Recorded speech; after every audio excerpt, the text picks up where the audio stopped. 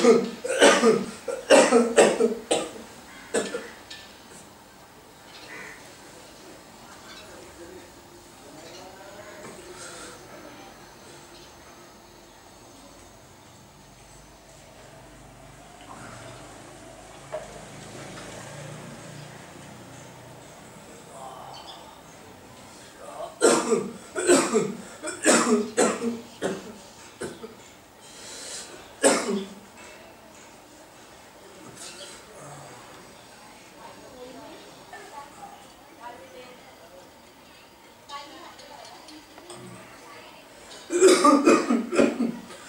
खोकला तुम्हाला बऱ्याच दिवसांपासून सतावतोय का?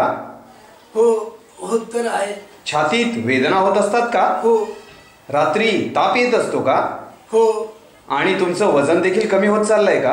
हो हो तर आहे. पण तुम्ही कोण आहात आणि तुम्हाला माझ्याबद्दल एवढी माहिती कशी? अहो माझं सोडा, आपला विचार करा. तुम्ही रक्त आणि कफ यांची टेस्ट घेतली आहे का? नाही तर.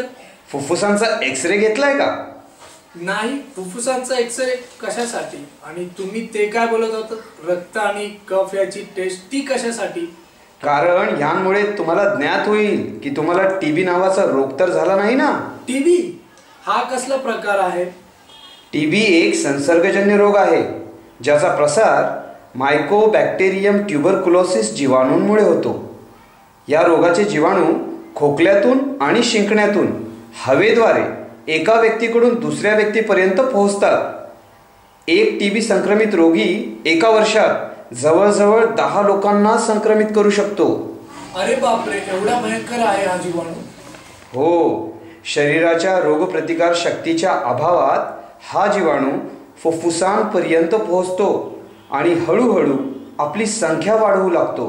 मग मला कसं माहिती पडणार की टीबी आहे की नाही? टीबीचे निदान करण्यासाठी पीपीडी ट्युबरकुलिनची थोडीशी मात्रा हातातून इंजेक्शनद्वारे शरीरात पाठवली जाते. इंजेक्शन दिलेली जागा लालसर व फुगीर दिसल्यास याचा अर्थ असतो टीबी. स्किन टेस्ट पॉझिटिव्ह असल्यास एक्सरे काढावा लागतो आणि एक्सरेद्वारे पांढऱ्या चकत्यांच्या रूपात टीबीचे बॅक्टेरिया अगदी स्पष्ट दिसू लागतात. इलाज सुरू करण्यापूर्वी कफमधून पडणाऱ्या बटक्यांची चाचणी घेतली जाते. पण एवढ्या भयंकर आजारासाठी काही औषधे तर उपलब्ध असतील ना? हो, शोधली गेली आहे ना. भारतात गेल्या 35 वर्षाच्या संशोधनातून डॉट्स नावाची औषध प्रणाली शोधली गेली आहे. परंतु काही बाबींमध्ये औषधांच्या प्रतिरोधक क्षमतांचा विकास निदर्शनास आला आहे. तर एवढ्या भयंकर आजाराला थांबवण्यासाठी काही केलं जातंय की नाही? हो, चिकित्सा विज्ञान टीबीच्या उपचारांतर्गत नवीन औषधांच्या विकासासाठी सक्रिय आहे आणि त्याचबरोबर काही अशा परियोजना चालवल्या जात आहेत ज्यांचा उद्देश आहे टीबी सारख्या संसर्गजन्य रोगावर उपचार आणि स्वस्त औषधांचा शोध.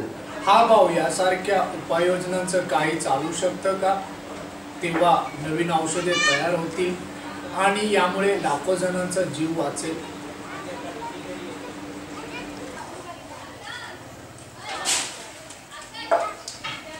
हा भाऊ, मी तर चाललो हॉस्पिटलमध्ये माझ्या स्वतःची तपासणी करण्यासाठी.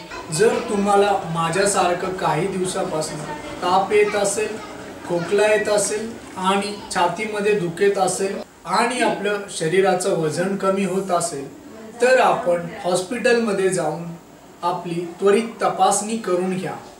विसरू नका, खूप महत्त्वाचं आहे.